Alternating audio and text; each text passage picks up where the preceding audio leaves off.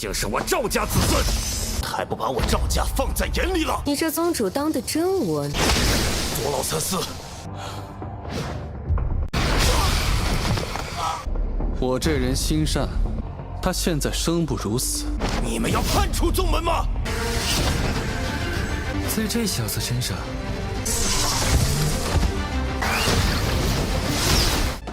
Halo guys, balik lagi bersama Mimin from Zero. Di video kali ini Mimin bakalan kembali melanjutkan alur cerita Donghua berjudul Lingwu Dalu atau Lingwu Kontinen part ke-33 ya. Seperti biasa sebelum masuk rekap ceritanya, buat kalian yang menonton video ini tapi belum subscribe, tolong di subscribe dulu ya guys. Dan jangan lupa nyalain lonceng biar nggak ketinggalan update terbaru dari channel From Zero.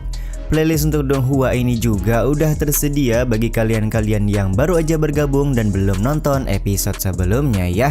Ya udah deh, nggak usah berlama-lama lagi, langsung saja kita ke rekap ceritanya guys.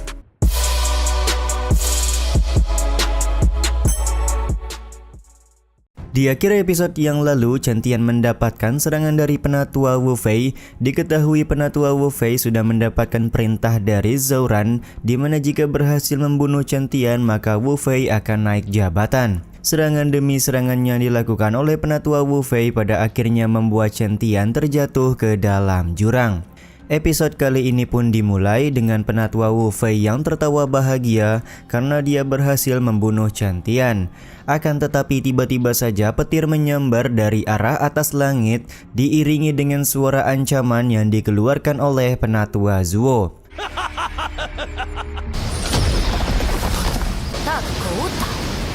Penatua Zuo sangat marah karena Wu Fei sudah mencelakai Chen Tian yang notabene merupakan masa depan bagi klan langit.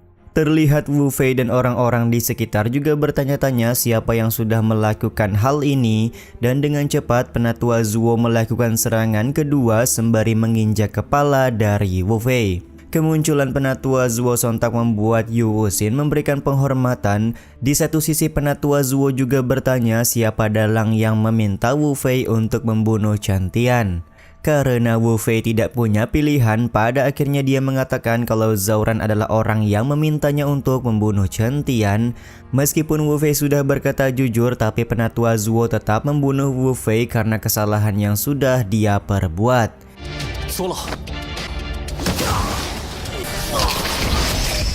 Sementara itu di aula klan langit, Zhou Ran mendapatkan kabar kalau Chen Tian sudah mati.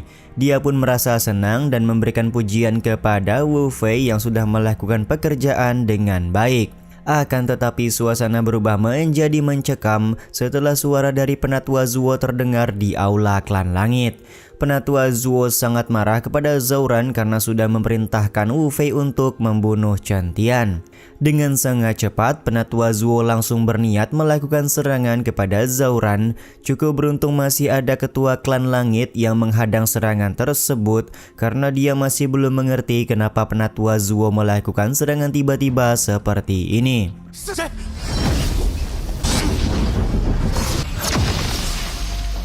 Sementara itu, Zhou Dahai yang merupakan ayah dari Zhou Ran sangat marah kepada penatua Zuo karena melakukan serangan kepada anaknya.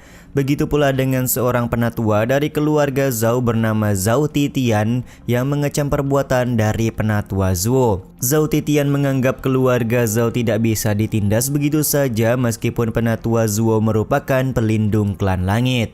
Penatua Zuo sendiri hanya tersenyum sembari menyalahkan ketua klan langit yang tidak bisa menjalankan pemerintahan dengan baik. Dia juga berkata kalau klan langit tidak bisa dikuasai oleh satu keluarga saja seperti keluarga Zhou ini.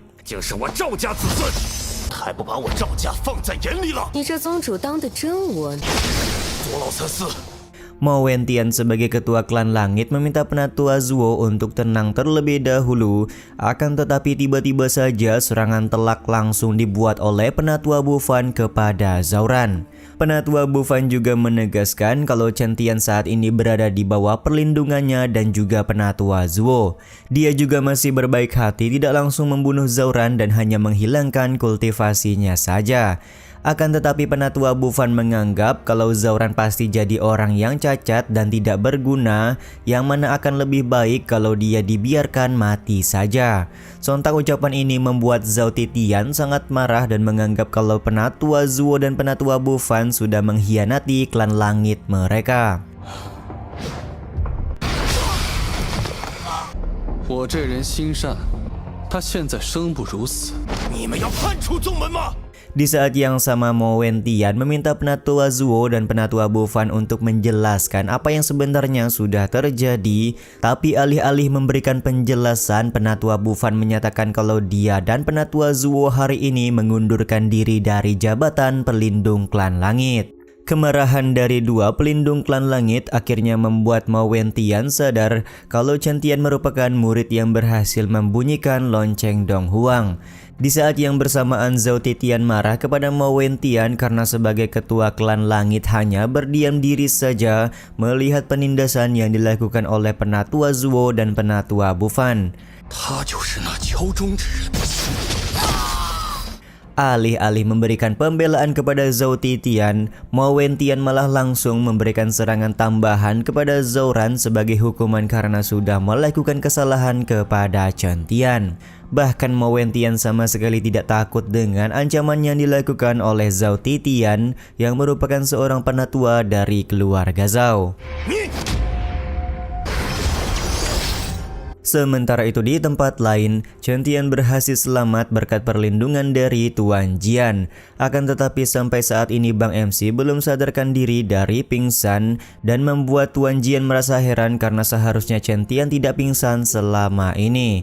Dia pun mulai bertanya-tanya apa yang sebenarnya menyebabkan Chen Tian pingsan begitu lama. Tak lama kemudian tubuh dari Chen Tian mengeluarkan fluktuasi kekuatan yang membuat Tuan Jian merasa khawatir.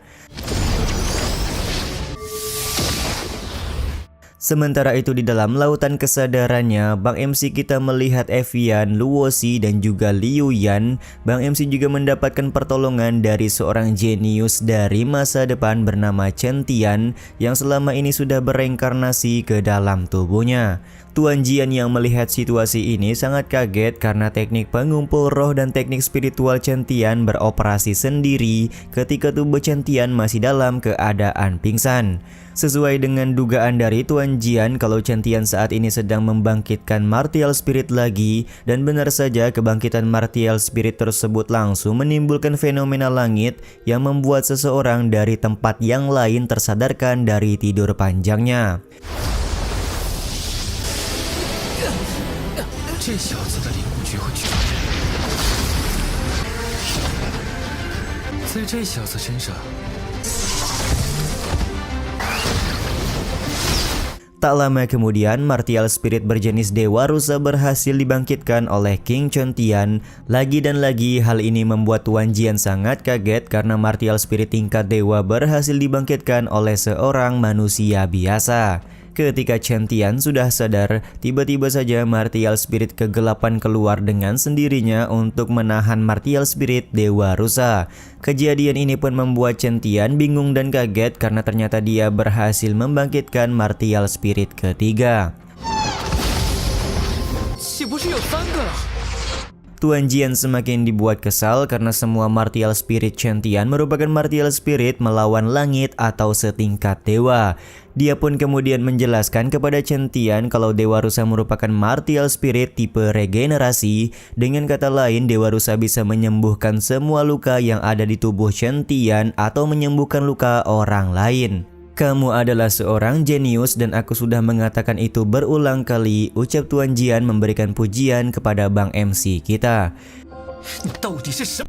很好，这是再生武魂，1年掉2次悬崖。 Di saat yang sama, Chen Tian menyadari kalau dirinya selalu mendapatkan martial spirit ketika terkena sebuah masalah. Ketika sedang berbincang dengan Tuan Jian, tiba-tiba saja mereka berdua dikagetkan dengan kedatangan seseorang. Yap, orang yang terbangunkan dari tidurnya karena fluktuasi kekuatan Chen Tian merupakan seorang Raja Iblis Langit.